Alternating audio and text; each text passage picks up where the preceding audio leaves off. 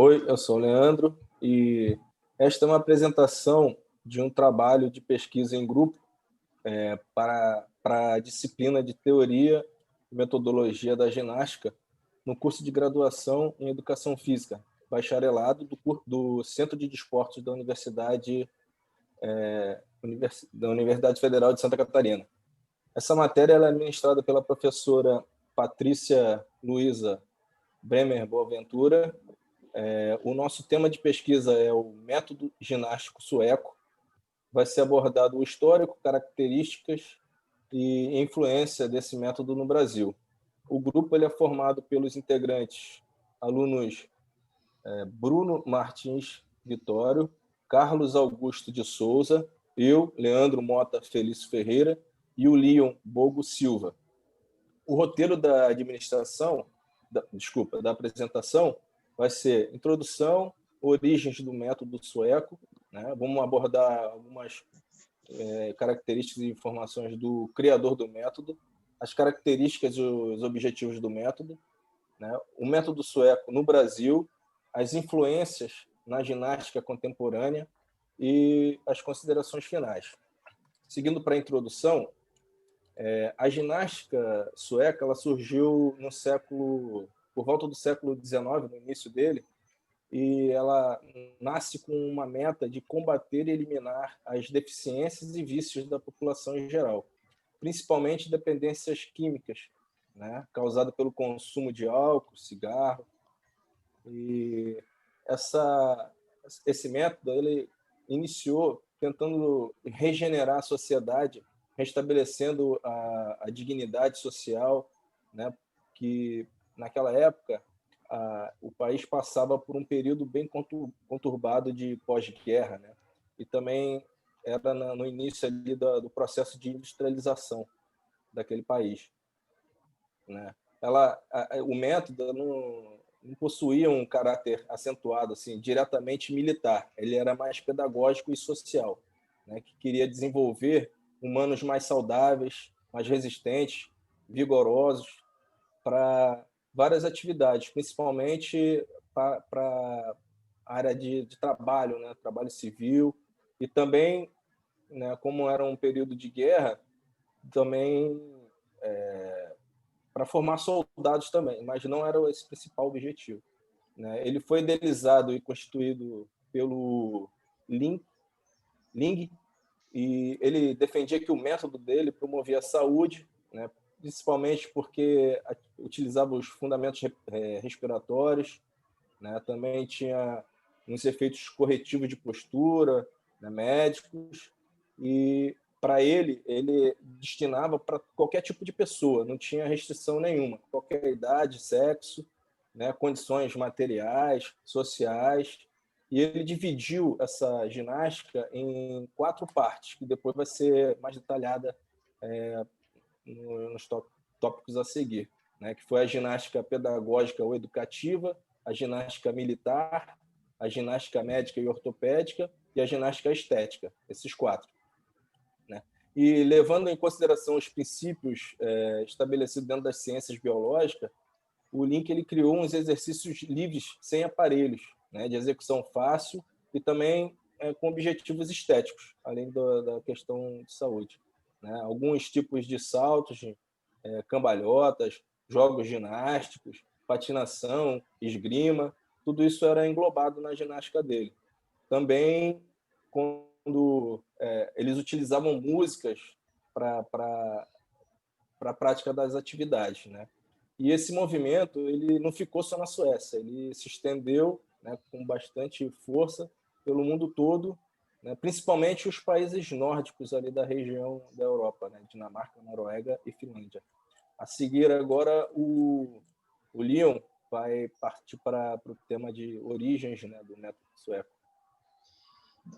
Olá, eu sou o Leon, vou falar um pouco agora com vocês sobre a origem do método sueco, também um pouco do histórico da ginástica em geral.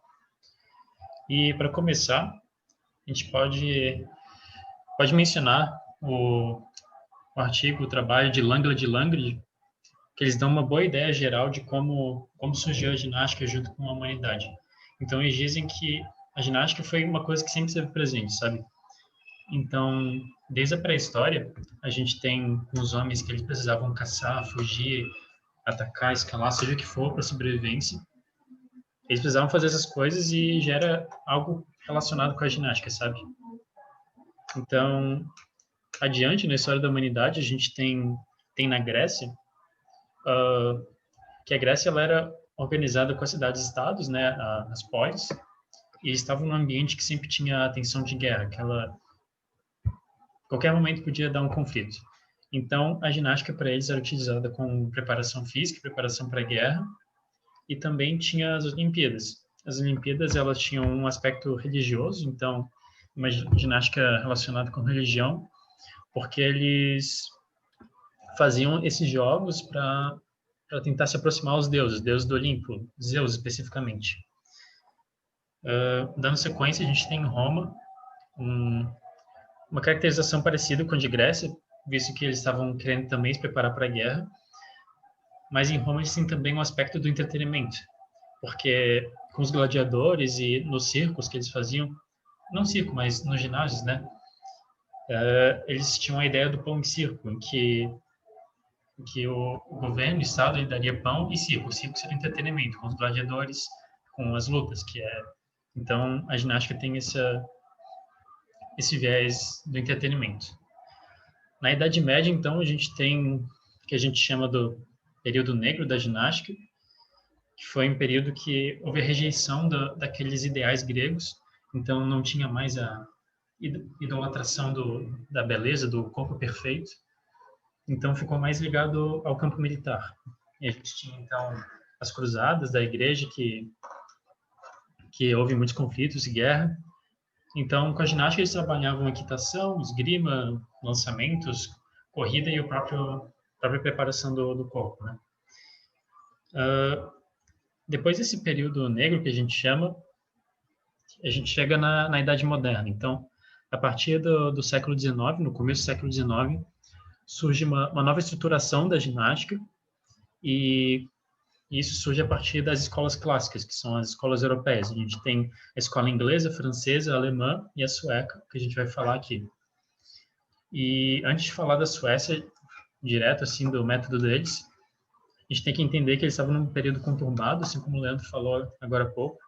Eles tinham conflitos recentes com o Império Russo, em que o rei Gustavo III da Suécia ele tinha subido ao poder com um golpe de Estado, daí os russos não aprovaram isso e houve um conflito entre eles. E poucas décadas depois teve também um conflito com Napoleão, porque Napoleão, como a gente sabe, foi um gênio militar, ele fez muitos inimigos nessa época e a partir disso surgiu a Terceira Coligação, que alguns participantes eram a Inglaterra, a própria Suécia e também a Prússia. Então teve esses conflitos da Suécia também com a França. E não só com as guerras, teve também a peste branca, que a gente chama, que foi um surto de tuberculose, né?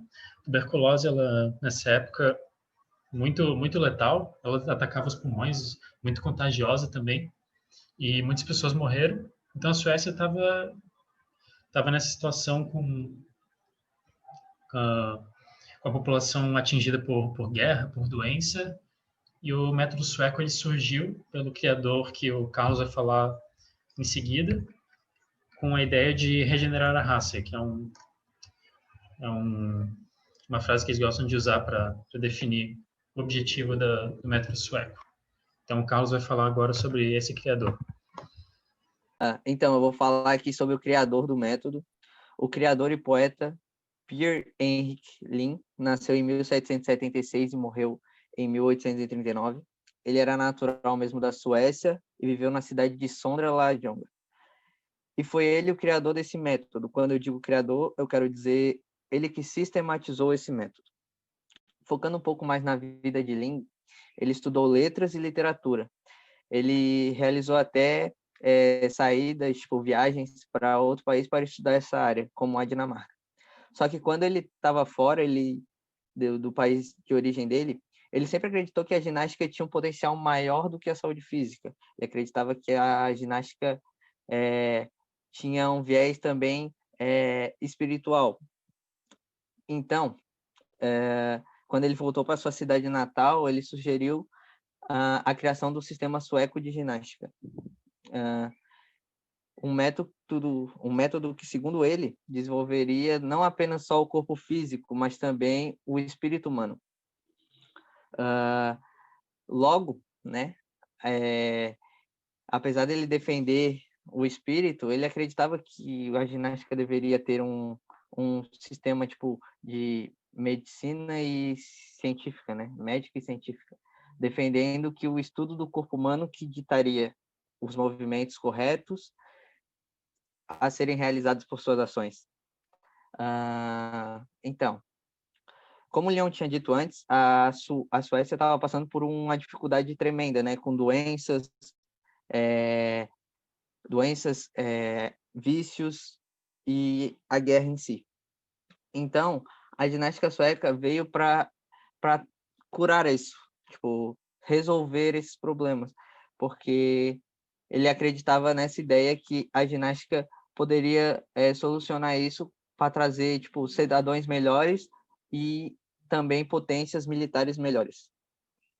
E é isso.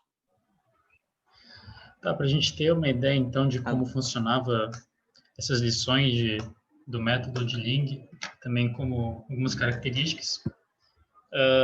Primeiro, como a gente já falou mais de uma vez, né, ele tinha o objetivo de tratar os vícios da população, fortalecer o corpo e manutenção da saúde em geral. A gente tem que entender também que, nessa época, a Suécia estava tendo sua revolução industrial, então eles queriam também esse método que preparasse e formasse cidadãos aptos para servir a pátria. Então, servir a pátria podia ser tanto no meio militar, como soldados, ou como operários, nessas fábricas, né? Então, a gente sabe também que o Ling, ele dividiu o método dele em 4 partes. Ele tem a parte militar, que seria aquilo que a gente já falou, né? A preparação do corpo, eles trabalhavam bastante com o tiro e com a esgrima. Também a médica, que ela era bem específica para cada caso que eles trabalhassem, mas procurava manutenção da saúde, de novo, e curar os vícios. Podia ser posturais, advindos do trabalho operário, ou tabaco, álcool, etc. Também tem a estética, que ela trabalhava com dança ou movimentos graciosos, que eles queriam embelecer o corpo, de certa forma. E, por último, a gente tem a pedagógica, que eu deixei ela para falar por último, porque ela é a base desses 3 que eu falei agora há pouco. A ideia dela é que todo mundo possa praticar, e ela é bem geral, assim, ela quer fortalecer o corpo e manter a saúde dos cidadãos suecos ou quem esteja trabalhando. As lições do método sueco, elas seguiam um padrão, e elas tinham a característica de não ter música que acompanhasse, então eles faziam sem música, né? E os movimentos às vezes eram coordenados entre os alunos, entre os praticantes, eles ficavam em fileiras ou quadrados, seja lá qual seja a formação, e sempre ia ter um professor, um treinador que ia estar orientando eles com os movimentos, ia fazer junto, geralmente. Então ele ia fazer levantar os braços para cima, para baixo, para o lado, mexer a cabeça, e eles iam fazendo juntos. Eles costumavam fazer, antes do treino principal, um aquecimento e exercício de ordem. O aquecimento ele era bem básico, era movimentos do pescoço, da cabeça, para cima, para baixo, para os lados, com os braços, botava para o lado de novo, para frente, para cima. Também com as pernas, eles faziam movimentos que aquecem em geral. E daí, da parte principal, eles trabalhavam com aspectos bem gerais, eles trabalhavam com equilíbrio, com movimentos ginásticos, com saltos, trabalha bastante com respiração, isso é bem importante.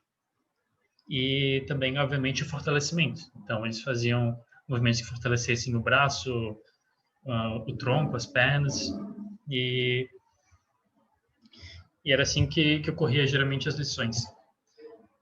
É importante lembrar também que eles não costumavam usar equipamentos na prática, mas tinha 3 equipamentos que eles costumavam usar, mas não era muito comum, sabe?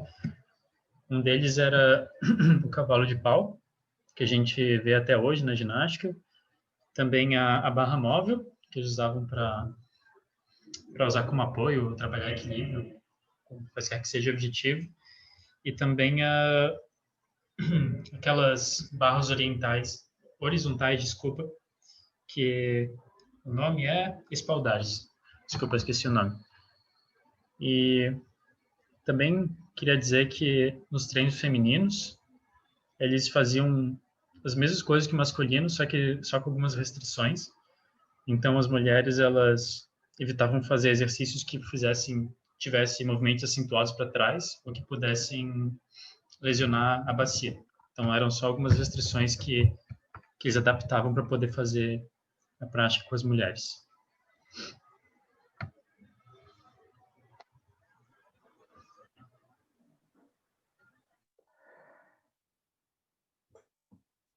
Então, pessoal, meu nome é Bruno. Eu vou apresentar para vocês sobre o método sueco no Brasil e como é que o método sueco ele foi implantado no Brasil e também o motivo por quê.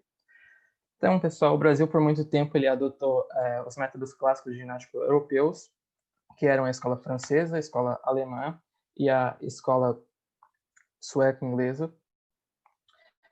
E, inicialmente, a gente adotou com força o método alemão. Por quê? No início da colonização vieram muitos imigrantes alemães para o Brasil, principalmente na parte sul, que o clima era favorável. E também porque o método alemão de ginástica ele tinha um cunho militar muito forte e assim os soldados e outros civis também poderiam treinar esse método. Só que com o agravamento, com o desfecho da Primeira Guerra Mundial, que por consequência a Alemanha perdeu, se instituiu o método francês como oficial no Brasil, porque eles queriam modernizar e reformar o exército brasileiro. Então, de certa forma, o método sueco, que foi criado por Ling, ele foi ambientado, ele foi institucionalizado no Brasil por dois intelectuais gigantes, que foram o Rui Barbosa e o Fernando de Azevedo, que eles eram adeptos do método e do pensamento do Ling. Então, para a gente entender como é que esses dois grandes influentes eles conseguiram implantar, a gente também precisa entender o contexto histórico-social da época.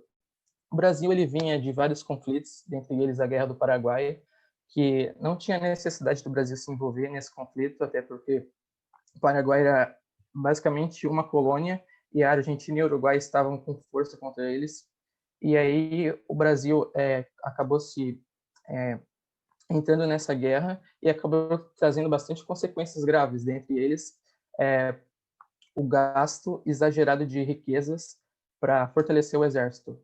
E isso irritou várias pessoas que eram contra o Império, que eram contra a monarquia, principalmente Rui Barbosa, que era um abolicionista ferrenho e tinha uma oratória inflamada, que tinha uma opinião muito forte e que, por consequência, acabou irritando muitos fazendeiros quando o Rui Barbosa ele conseguiu, junto com a princesa Isabel, abolir a escravatura. Isso irritou muitos fazendeiros que perderam bastante mão de obra e, consequentemente, com a perda da influência dos fazendeiros, o império ele foi diminuindo cada vez mais e vários republicanos conseguiram derrubar.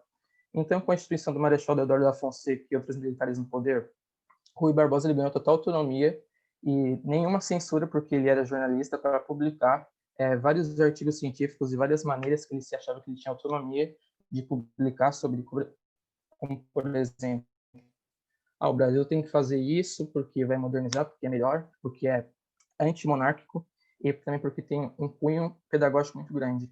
Por que o Rui Barbosa ele quis implantar esse método sueco no Brasil?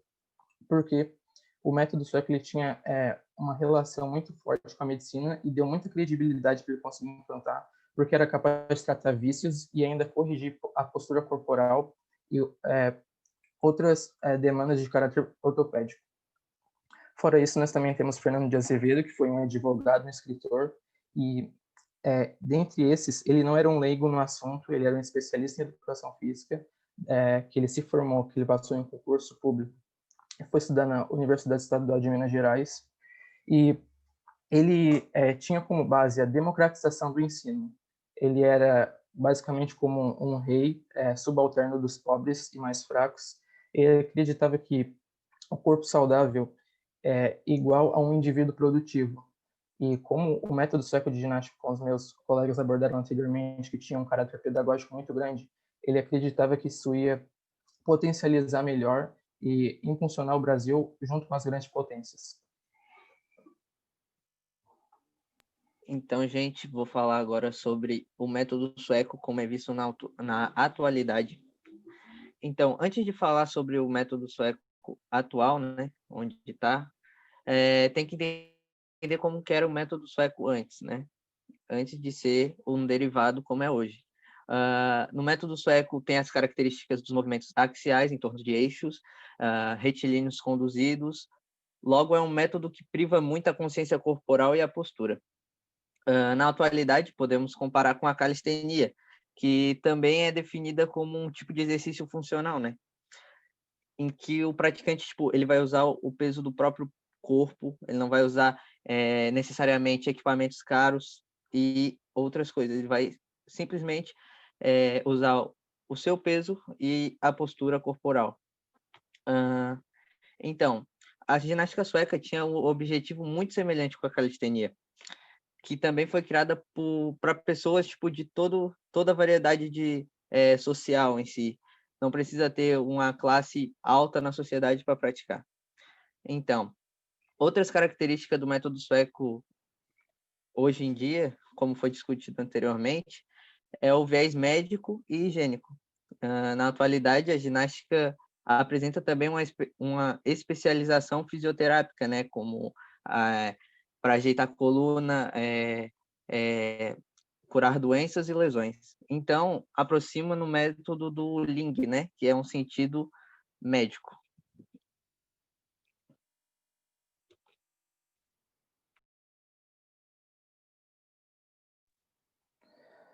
Então, pessoal, para a gente fazer o desfecho desse trabalho, eu vou abordar sobre as considerações finais. Quando a gente iniciou esse trabalho de pesquisa, a gente constatou que a Suécia vinha passando por vários problemas, dentre eles o envolvimento com a guerra com o Império Russo e com o Napoleão da França.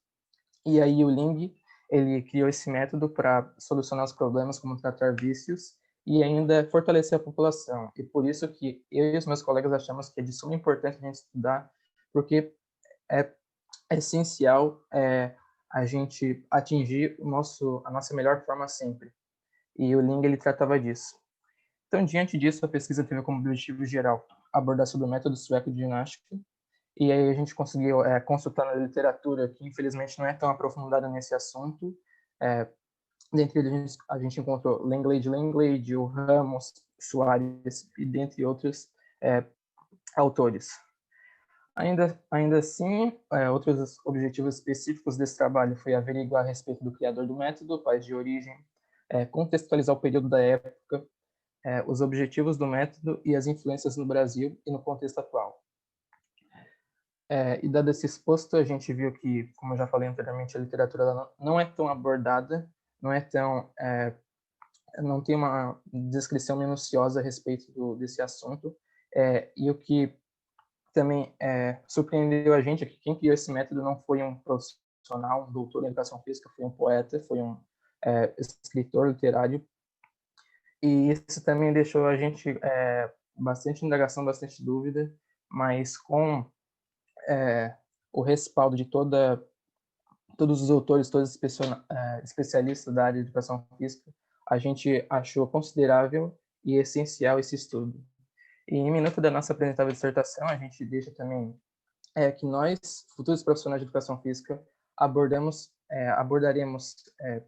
e pesquisamos ainda mais a respeito desse tema, porque a gente acha de suma importância, porque não melhora só o físico, mas também o espírito da pessoa. É isso então, professora. Eu só queria dizer que todas as referências que a gente usou estão no trabalho. A gente usou bastante a Soares e bastante Ramos também. E espero que seja tudo de acordo. E é isso. Obrigado.